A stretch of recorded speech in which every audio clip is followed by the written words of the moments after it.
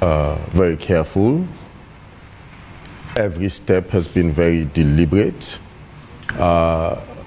towards various ends, I would say, in his efforts to make sure that we're a peaceful and united nation. He continues to pursue those recommendations that emanated from the 3 days dialogue. He did indicate yesterday that we are making progress, and it is not only coming from government. Yesterday I was at EPIC with the National Publicity Secretary of the APC, CDA at Tunis, and he also alluded to the progress that has been made so far. And I think that should give us some comfort as Sierra Leoneans that people didn't just go into a room, sat there for 3 days, ended up having recommendations for which they are paying lip services to. That's not the case, but that both sides are actually committed. Number one. Number two, I mean, at the end of it all, what is our overarching ambition? What is the overarching drive, the focus, the desire? That is to see Sierra Leone move forward on key critical issues. Yes, he acknowledged, like we have, I mean, his foot soldiers for the longest time, talking about the challenges we face on the economy and in many other areas, but that we continue to do the needful in making sure that we turn the corner and that those problems are solved once and for all.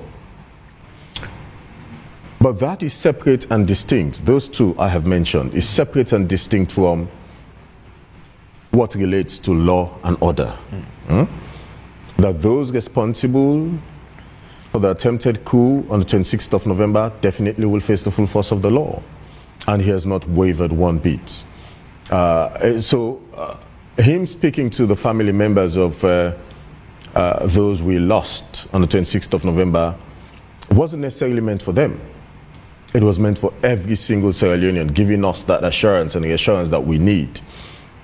That people cannot come together, plan a coup, it fails, and then somehow, oh, there's a carte blanche. You give them a way out and say, okay, no, never mind. No. It's about making sure that this does not happen again under any democratic government. And therefore, His Excellency the President is committed in making sure that those who've been charged and are actually facing the justice system now will face the full force of the law and will pay the penalties for what they did on the 26th of November. And, you know, the conversation is around the former president, right. And there has been a lot of controversy with regards to that, and most, you know, I've interviewed Alpha Khan and also Solomon Jamiu, right. You know, and we've talked about that, and there are issues surrounding ECOWAS intervention into all of that, and most people are saying that the intervention of ECOWAS, you know, actually led to all of this, and as well.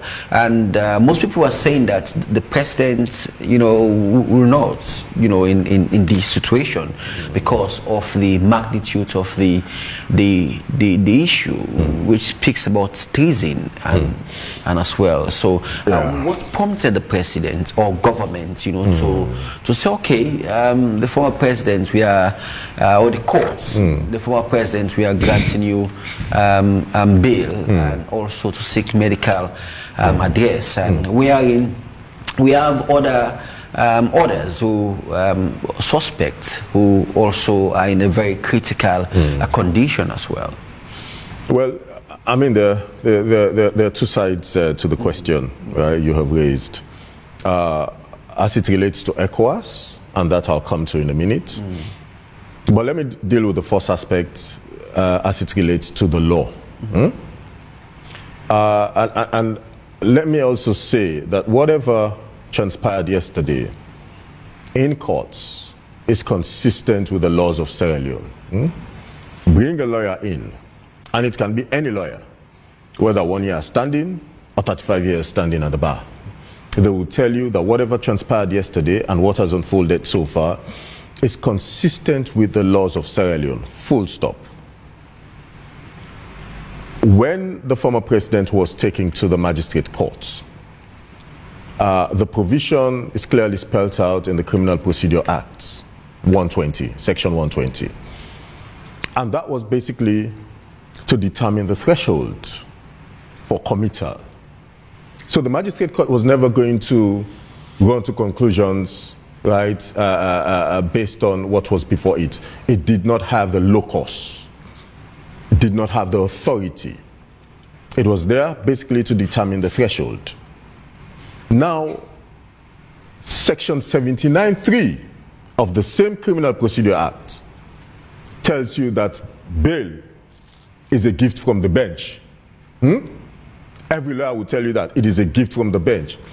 Under any circumstance, as long as the magistrate or the judge feels it necessary, given the conditions put before it, can either choose to grant bail or not to grant bail.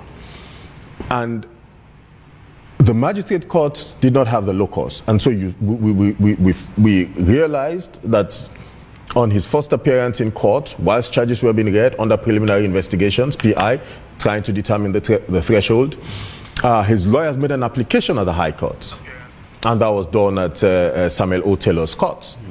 And bail was granted under certain restrictions, strict conditions. Now, a further application was made based on health grounds that the former president needed to go, as provided for in Section 79(3) of the Criminal Procedure Act. An application was made that he be allowed to leave this jurisdiction for further medical attention.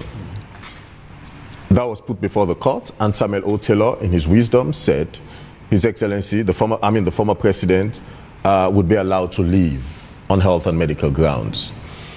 Now, that is the proper way to go. That is what the law makes provision for. Now, we can ordinarily sit and have a conversation and say, well, this is not supposed to happen. Treason, murder, and all that. But on every single offense that takes you to court, the judge makes a determination as to whether to grant bail or not. And it is solely within their right to grant or not to grant, based on the evidence and the circumstances before it. Yeah? So let us get that clear. As it relates to ECOWAS, I don't think there's much in it to talk about. Nana Addo, the Ghanaian president, and Macky Sall were here weeks back, immediately after the 26th of November. And whatever the discussions were about, that was put out, right, through the Ministry of Information and Civic Education in a public notice, right? We sent it out to the public. And nothing has transpired since. But we still continue to acknowledge, and this goes beyond any government anyway. Sierra Leone is a signatory to so many protocols: ECOWAS, African Union, the Mana River Union, and so many others. United Nations, and that is why when we develop our plans, our development plans, we try to make it consistent with the African Union Charter or the Sustainable Development Goals and all the rest of it. Right? But that is separate and distinct from what has to do with the laws of Sierra Leone as provided for, right, in the 1991 Constitution and every other book that we use, including the Criminal Procedure Act or the Courts Act and what have you. It was a matter for the judiciary to decide. And this is not the first time it has happened anyway. I have been in this same room sometime back when Paulo Conte was taken to court on treasonable offenses. I think Sierra Leone should celebrate. We should celebrate the fact that we have a judiciary that is independent and free from political influence or interference. There are no orders from above. They have the freedom and the latitude to look at the law and interpret and run to conclusions and give judgments. So it is not the first time. We hope it is not going to be the last. Having said so, the other 11 would still continue to face trial.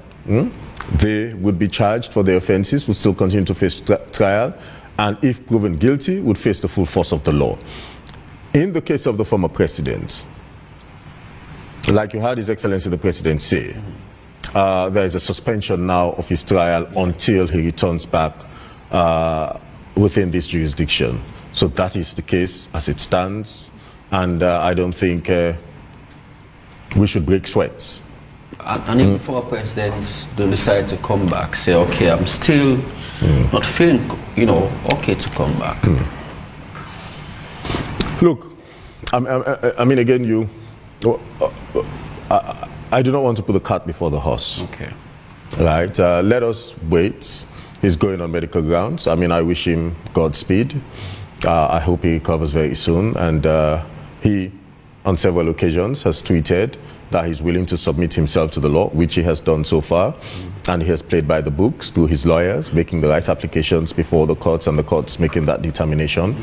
And I'm sure the charges have not been dropped. They've been read to him at a magistrate court on preliminary investigations. You are not allowed to take a plea.